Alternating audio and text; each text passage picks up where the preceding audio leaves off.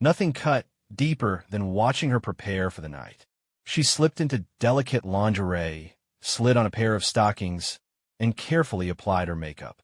With precise movements, she styled her hair just right before stepping into a dress I had never seen before.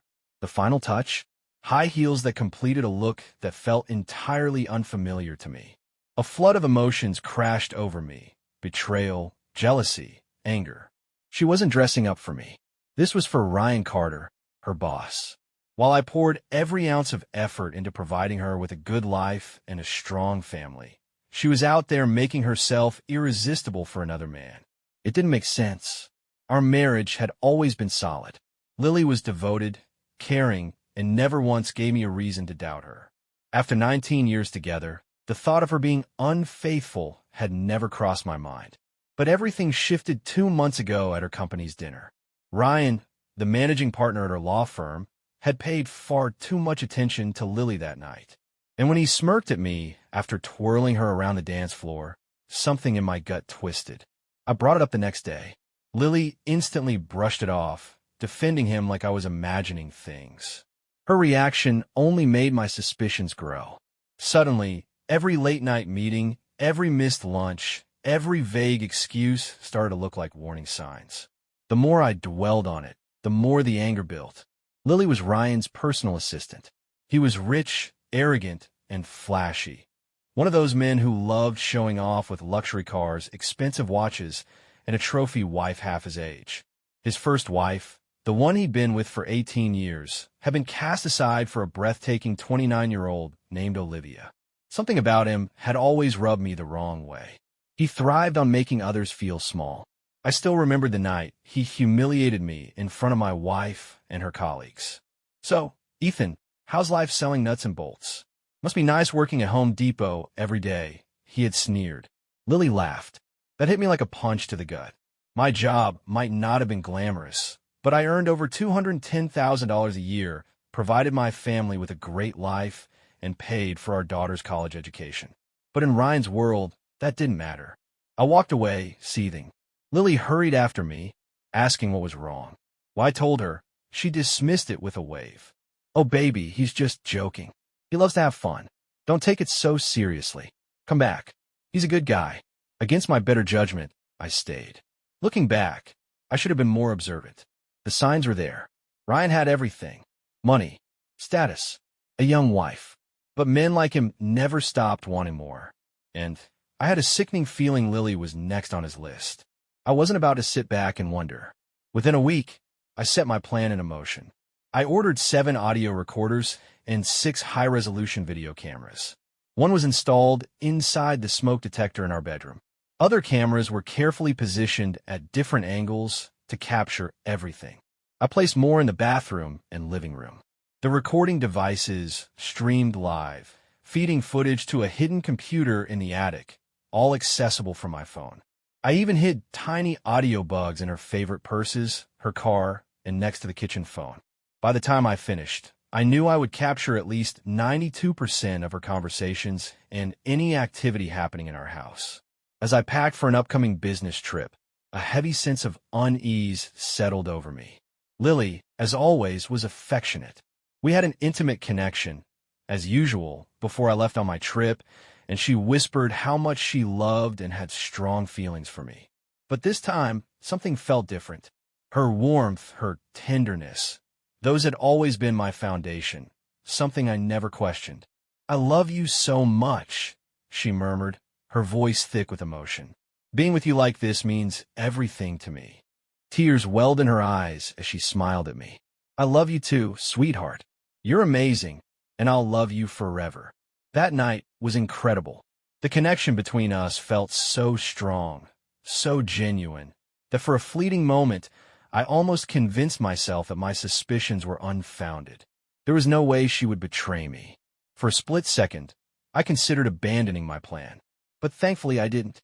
Instead, I left everything in place and departed for my 3-night business trip. Just enough time if there was anything to uncover. We kissed goodbye, and by 6:10 p.m., I was on the road for the 2.5 hours drive to my hotel. As I drove, my mind replayed the last 7 months, searching for clues. Aside from those unsettling encounters with her boss, the way he looked at me, the way he belittled me, nothing else had changed. A small chuckle escaped me. Maybe I was overreacting. When I arrived at my hotel, I checked in, settled onto the king-size bed, and powered up my laptop. After scanning my work emails, I clicked the link to access the home surveillance feed. I didn't expect to find much, but I wanted to test the system. Fast-forwarding through the last 4 hours, I stopped when Lily appeared in our bedroom. Slowing the footage to normal speed, I watched as she lounged on the bed, dialing a number. At first, I was just admiring her. Then I heard the words that sent a chill down my spine. "Hey, baby. He's gone." I had the house to myself, and this time, it wasn't just for a few hours, it was for 3 whole nights. Her voice was light, excited. "When can you come over? Are you sure your wife won't suspect anything?" A pause, then a soft laugh. "This is perfect." Then came the words that made my stomach twist. "Will you stay the night? I want to wake up next to you." "Of course, I'm all yours." "What time?" "Okay, see you soon." "I love you, baby." I sat there, frozen. Less than an hour ago, she had been in my arms, whispering those same words to me, telling me she loved me over and over again. Now, she was inviting another man into our home, into our bed. Who was this woman? How could she look me in the eye, say she loved me, and then turn around and betray me so effortlessly? Was he really coming? I didn't have to wait long for the answer. For the next hour, I watched her get ready. She took a long shower, carefully applying lotion to her skin. Then she slipped into something lacy and alluring, styled her hair to perfection, and applied makeup with a precision I hadn't seen in years. The finishing touch, high heels, something she never wore for me. Watching her prepare for him was painful, yet I couldn't look away. I had always known she was an attractive woman, but seeing her transform into this version of herself, one meant for someone else, was shattering. I tried to hold on to hope. Maybe I had misunderstood. Maybe he wouldn't actually show up. That last bit of denial was crushed when the doorbell rang. Lily opened the door, and there he stood, Ryan Carter, his signature smug grin plastered across his face like he owned the world. The camera caught every detail as he pulled her into a deep kiss. My stomach lurched, and I barely made it to the bathroom before I was sick. "Wow, baby," Ryan murmured, his eyes raking over her. "You look incredible. I can't wait to spend the evening with you and enjoy our time together." I clenched my fists, my whole body burning with rage. But the worst part wasn't his words, it was her response. She smiled, took his hand, and led him straight into our bedroom. I sat in stunned silence, forced to watch as she undressed him, revealing a sculpted physique that most men would envy. A bitter wave of jealousy and disgust crashed over me. But even through my anger, I had to admit, he looked like the kind of guy women would go crazy for. My gut twisted. The nausea returned, but I forced myself to stay. I should have turned it off. I should have walked away. But I didn't. For the next hour, I listened to their whispers, their laughter, their betrayal. Then came the conversation that sealed my fate. Lying in his arms, Ryan brushed a strand of hair from her face. "So, he's really gone for 3 nights?" Lily sighed, sounding completely content. "Yeah, you have me all to yourself, baby. I wanted to wake up next to you for so long." "I love being with you, Lily," he said softly. She smiled. "And I love being with you, Ryan." He let out a low chuckle. "I look forward to spending more time with you, while your husband is busy working." Lily playfully nudged him. "Be nice. He's a good man. I do love him." Ryan smirked. "Then why are you here with me?" She hesitated, then answered in a voice so quiet I barely caught it. "Because you're the most attractive man I've ever met. And the connection we have, it's unlike anything else. But we both have marriages to protect. This is just what makes sense." Ryan sighed. "You bring me a deeper connection than anyone I've ever known. This isn't just attraction for me. I love how you make me feel, Lily." Those words hit harder than anything else. That love was supposed to belong to me. But it didn't. Not anymore. I watched as they kissed again, whispering to each other, completely lost in their own world. And then Ryan asked the question that shattered what was left of my heart. "Does he make you feel the way I do?" Lily hesitated, then finally admitted, "He's a wonderful partner. But no, not like you." You do things to me that I can't even put into words. That was it. I slammed the laptop shut, my hands shaking. I couldn't listen anymore. I spent the rest of the night lying in bed, staring at the ceiling, consumed by fury, grief, and the unbearable weight of betrayal. One thing was certain. This wouldn't end without consequences, and I wasn't going to be the only one suffering. When I returned home, everything seemed normal. Love, warmth, routine like nothing had changed. Lily greeted me at the door with a bright smile, wrapping her arms around me, kissing me as though she had missed me terribly. She acted just like she always had, as if there wasn't a dark secret festering beneath the surface. But for me, everything had changed. Her touch, once comforting, now felt repulsive. Her affection, once my greatest source of happiness, made my skin crawl. Still, I played along, pretending nothing was wrong. I secured every recording, every video, every piece of evidence. I backed up multiple copies to the cloud, encrypted them, and locked them away on my computer. And for the next 3 weeks, I made sure Lily didn't have a single moment to herself. I controlled our schedule with precision, filling every second of her day. No lunch breaks, no late meetings, no stolen moments for secret rendezvous. I made sure she barely had time to think, let alone cheat. At first, she didn't seem to notice. But eventually, frustration crept into her voice, her expressions, her demeanor. And then, one morning, while she was driving to work, I heard the conversation that changed everything. "Hey, when's he going out of town again?" "I'm not sure, but I'll find out," she replied. "It needs to be soon, babe." That was all I needed to hear. It was the confirmation I'd been waiting for. I decided to plan another trip, just a short one, to see if he would take the bait. Everything was falling into place. That same evening, as we relaxed on the couch watching a movie, Lily casually asked, "Babe, when's your next work trip?" I felt a surge of anger, but I masked it with a smile and joked, "What, trying to get rid of me? You don't have a secret partner visiting while I'm gone, do you?" She didn't flinch. Without missing a beat, she said, "Don't be ridiculous. I love having you home. I just hope you won't have to leave again anytime soon." "Sorry, sweetheart, but work still needs me to travel. I've got an overnight meeting next Wednesday. I'll be back by Thursday." She sighed, feigning disappointment. "I hate when you're gone. I miss you so much when you travel." Then, she slid into my lap, wrapped her arms around me, and kissed me deeply. She poured all the affection into that kiss, the same affection she was giving to someone else. It took everything in me not to pull away, but I kept playing along, knowing my plan would unfold soon. Wednesday arrived. I packed my bag, kissed Lily goodbye, and we shared one last night together, the final time we'd be intimate. She kissed me the same way she always had, but this time I wondered if she noticed the sadness in my eyes.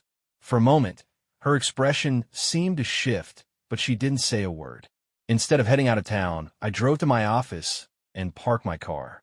It wasn't unusual for me to work late, so no one questioned me when I sat at my desk. By 7:20 p.m., my surveillance system alerted me. Ryan had arrived. He strolled into my house like he belonged there, pulling Lily into his arms and kissing her with a familiarity that should have been mine. It was time. I turned off the video feed on my phone and put it in a drawer. No GPS, no digital trail. Slipping out of the office unnoticed, I grabbed the collapsible electric bike from my trunk. Silent and fast, it could reach 28 miles per hour and cover 55 miles on a single charge. I pulled my hood up, scanned my surroundings, and took off. The bike let me move undetected. In less than 25 minutes, I was at my house. I slipped into the backyard where I'd left the sliding door unlocked. Inside, my heart raced as I strained to hear any sounds. I could hear them upstairs. I grabbed the aluminum bat I'd hidden in the closet and the short-barreled rifle I'd stored outside the bedroom. With the bat in hand, I crept toward the door. They were too caught up in their own world to notice me. The room was lit by flickering candles as I stepped inside. Lily didn't sense a thing. Ryan didn't see me coming. The bat made a dull sound as it connected, and Ryan lost his balance, collapsing to the floor. I grabbed the rifle and flicked on the lights. Lily gasped, eyes wide with shock, as she scrambled away, frozen in fear. "Oh my God, no. This can't be happening. Why are you here? You were supposed to be gone." I looked at her, my voice cold and steady.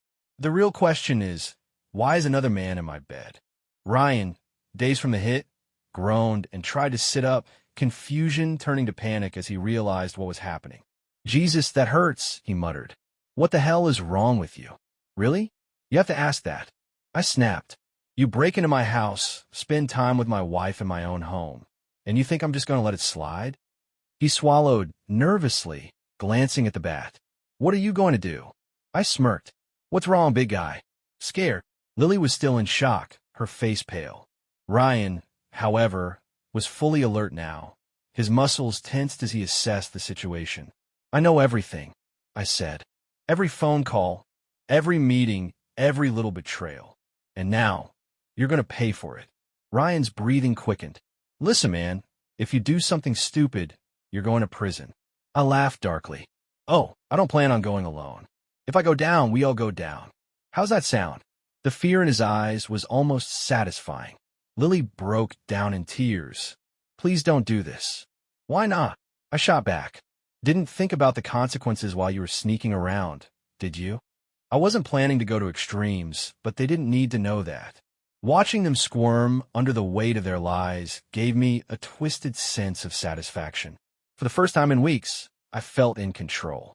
Lily was crying, huddled in the sheets, desperately trying to cover herself. "Please don't do anything reckless," she pleaded. "I love you, I swear I do." I smirked and leveled the rifle in her direction. "Save it. This is exactly what you wanted. Excitement outside our marriage. Whatever happens tonight, it's on you." Both of them knew they were in deep trouble. The fear in their eyes said it all. They could sense the fury in mine, and the only way out for them was to try and keep me calm. What they didn't realize was that I never intended to take anyone's life.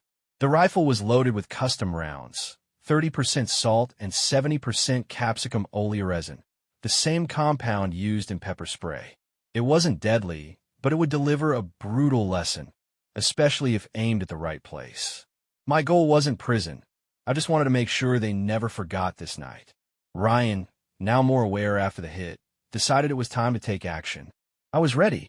As soon as he lunged, leaving himself wide open, I took my shot.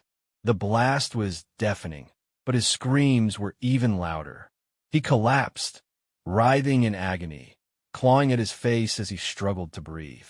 The burning sensation was unlike anything he had ever felt. A few minutes later, still hunched over and whimpering in pain, I stepped forward and kicked his leg to get his attention. Turning to Lily, I laid down the rules. "Listen up, both of you. Here's how this is going to go. In a few minutes, I'm walking out of here, and you're taking this fool to the hospital before his condition worsens. You won't call an ambulance. You'll drive him yourselves, and when they ask what happened, you'll say you don't know. You'll come up with a story, but under no circumstances will you mention my name. If either of you even thinks about dragging me into this mess, every piece of evidence I've collected, videos, photos, phone recordings, will be sent straight to his wife and the partners at his firm. I've even set up a website with 3 hours of footage of your little escapades, and it's going public. I don't care what excuse you come up with, but my name stays out of it. And Ryan, you will not fire Lily. She'll need that paycheck once this divorce is finalized. If either of you comes after me, or if she doesn't accept the divorce terms, everything goes public. Got it?" They were silent. Lily's face was streaked with tears, and Ryan could barely breathe, his body still shaking from the pain. "Good. Now, get him to a doctor." I walked out the way I'd come in, reset the lock behind me, and slung the rifle and bat over my shoulder. Quietly, I disappeared into the night. Once I reached my bike, I tossed the bat and rifle into different parts of the river, then ditched the surgical gloves. By the time I got back to my office, I stashed the bike in my car and resumed working at my desk. At 9 p.m., I casually waved goodbye to a few IT guys still working late. As far as anyone knew, my car hadn't moved all evening. If anyone tried to accuse me, it would be their word against mine, with zero evidence to back them up. Ryan underwent surgery.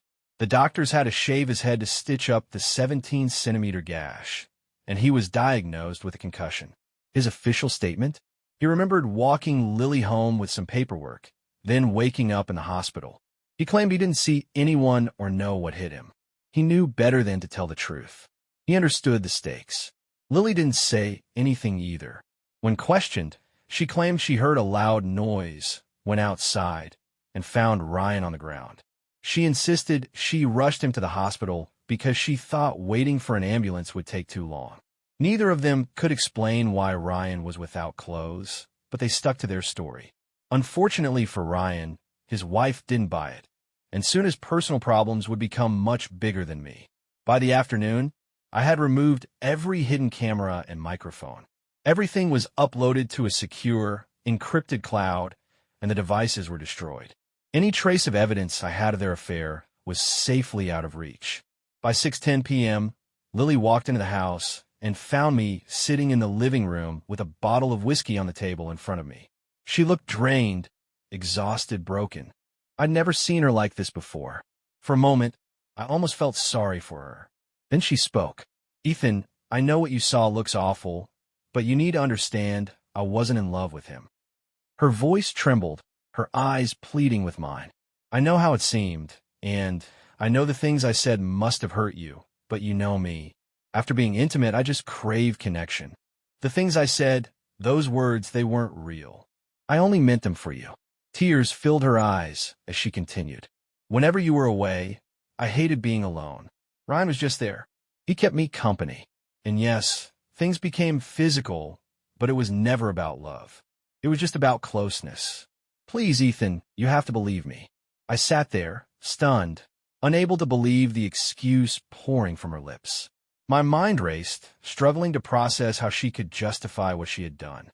"Lily," I said, my voice calm but firm, "I've heard everything you had to say, and while you claim those words of love were meant for me, I know the truth.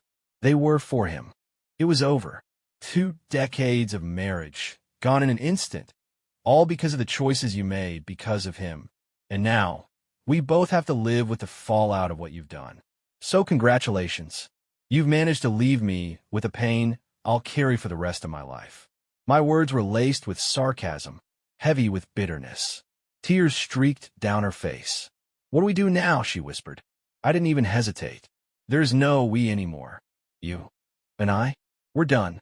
I'll never understand why you did this, and I'll have to live with that uncertainty for the rest of my days. Forgiveness wasn't an option, but I would keep my word. I won't expose your affair. Maya and your parents will never know the truth about what you are.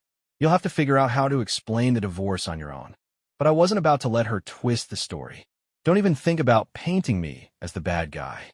If you try, I swear, everyone will know exactly what kind of person you are." I took a deep breath before delivering my final blow. "I'm putting the house on the market. You need to find somewhere else to go. Since you're the one who destroyed everything, you're the one who has to leave. I'm not asking. I'm telling you." I fixed her with a cold stare. "Let me know where to send the divorce papers. Sign them without a fight, or you and your friend will regret it." She buried her face in her hands, sobbing. "He's not my boyfriend. I don't love him. Please, isn't there a way to fix this? I know I messed up. I know I hurt you, but I can't live without you." Her voice was raw, desperate. "I'll do anything to make this right. Just don't leave me." I shook my head. "Lily, if this had just been about the physical, maybe, just maybe, we could have tried counseling or taken some time apart. But it wasn't just that. You gave him something that was supposed to be only mine." I swallowed hard, forcing down the lump in my throat. "You told him things that made a joke of what we had. Your words killed our love, killed everything I ever felt for you." I exhaled sharply. "No, I'll never forgive you. I'll never get over this. And once the divorce is finalized, you'll be nothing more than a distant memory." She begged me to reconsider, pleading for hours. But by morning, she was gone, moving in with her parents while the house was listed for sale. That same week, the police showed up at my door, questioning me about an incident involving Ryan. I wasn't about to play their game. I hired a lawyer, and we shut it down fast. "Unless you have proof," my attorney told them, "my client has nothing more to say." With no evidence, no charges, and my airtight alibi, they had no choice but to walk away. The official report labeled it a burglary gone wrong. Lily and her family kept calling, begging me to reconsider. She loves you, they said. She's sorry. Please at least talk to her. Try counseling. Find a way to fix this. I ignored every single call. When they showed up at my door, I didn't answer. Eventually, I changed my number. That was the last time I ever spoke to any of them. The loss was unbearable. Every day, without her, felt like another wound. But no matter how much I missed her, the memory of what she did, of how she gave herself to another man, was something I couldn't move past. Lily's life fell apart. At 41, she found herself alone, stuck in a tiny one-bedroom apartment, scraping by on her salary. The comfortable life she once knew had vanished. To make things worse, Maya and the rest of her family eventually pieced together the truth. Their anger was fierce, and all of it was directed at her. Her daughter looked at her differently. Her parents were ashamed. Lily had lost everything. And as for Ryan, he never intended to stick around. At work, he started keeping his distance, barely acknowledging her unless absolutely necessary. The guilt, the backlash, it all became too much. Resentment took root, and soon, he pushed her out of his department entirely. Though she kept her salary, she was demoted to a mind-numbing administrative role. The prestigious position she once held? Gone. Rumors spread like wildfire. People whispered behind her back, calling her just another one of Ryan's discarded flings. She was no longer respected. With a job she hated, no room for advancement, no husband, no real friends, and a family that barely spoke to her, Lily fell into a deep depression. Night after night, she cried herself to sleep, drowning in regret. Every day was a painful reminder of what she had thrown away. Maya tried to be there for her mother, but the damage was already done. She watched Lily waste away, barely eating, drinking too much, losing weight. No matter how much Maya tried to help, Lily refused to pull herself together. "What's the point?" she would mumble. "Without Ethan, nothing matters." Desperate, Maya reached out to me. "What do I do?" she asked. "How do I help her?" I sighed, feeling a twinge of sympathy, but standing firm. "I'm sorry for what you're going through, but my answer hasn't changed. I will never forgive her, and I will never speak to her again." Meanwhile, Ryan's world wasn't faring much better. His wife, Olivia, wasn't the forgiving type. She made his life a living nightmare. He was forced into one of the guest rooms, humiliated, and constantly reminded of his mistake. She took charge, controlling every aspect of his life and their marriage. After that, she started seeing younger men right under his nose. But she never actually left. She stayed put, playing the role of the devoted wife for the sake of his career, ensuring he covered every expense while she lived as she pleased. Ryan had lost everything that truly mattered. Sure, he still had money, but he'd never again experienced the love of a woman who genuinely cared for him.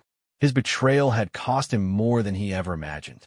And as much as he burned with the desire for revenge, as much as he seethed with hatred toward me, there was absolutely nothing he could do. Because when all was said and done, I had already won. That same year, I came dangerously close to losing my life. One night, after having drinks with some colleagues, a group of men ambushed me outside the bar. They didn't hold back. Punches landed fast and hard until my coworkers rushed out to stop the attack. By the time the police arrived, my attackers had already vanished into the night. I woke up in the hospital, ribs fractured, 22 stitches holding me together. And as I lay there in that hospital bed, I knew exactly who was behind it. Ryan had finally made his move. If my friends hadn't been there, I might not have survived. But I wasn't shocked. Honestly, I'd been expecting something like this.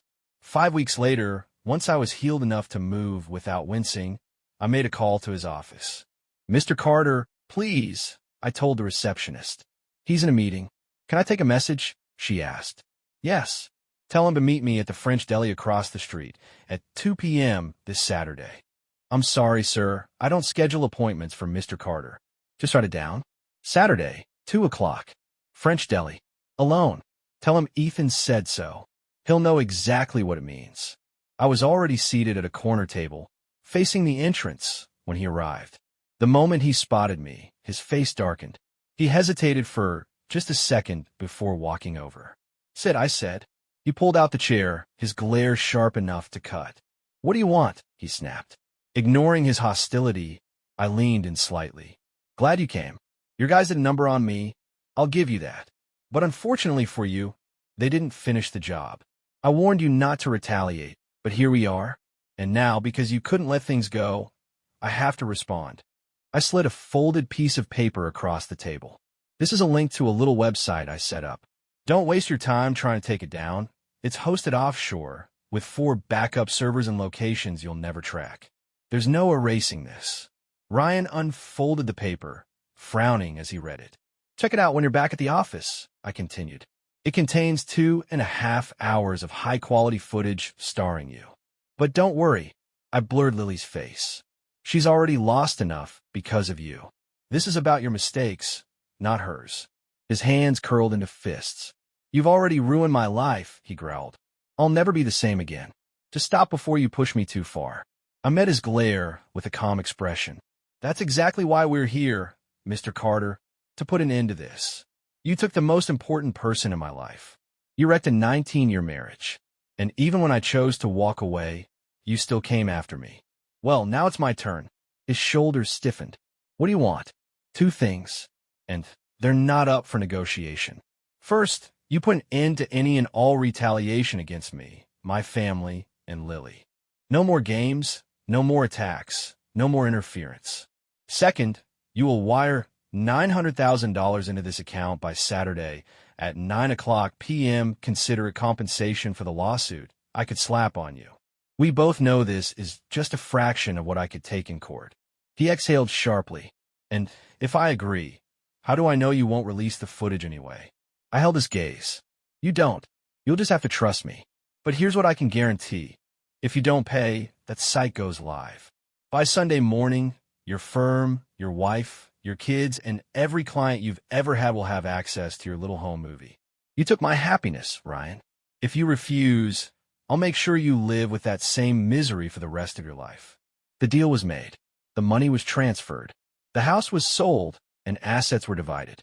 Lily walked away with enough to live comfortably as long as she kept working or found someone new.